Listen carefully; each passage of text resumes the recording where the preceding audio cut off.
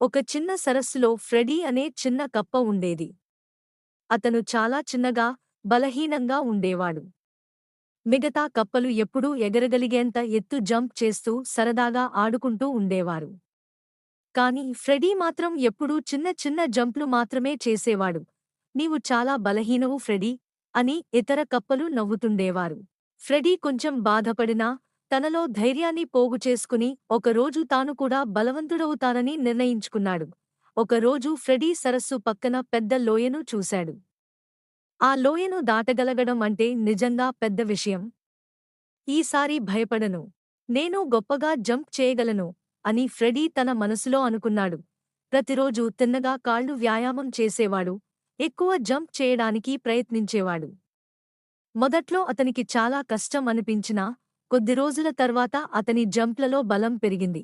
ఒకరోజు మిగతా కప్పలంతా చూసే ముందు ఫ్రెడీ పెద్దగా గాలి తీసుకుని అత్యంత ఎత్తు జంప్ చేసి ఆ లోయను విజయవంతంగా దాటేశాడు.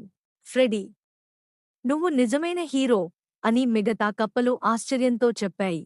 ఆ రోజునుంచి ఫ్రెడీకి ఎప్పుడూ ధైర్యంగా ఉండాలి అనే గుణం అలవడిపోయింది. ముగింపు.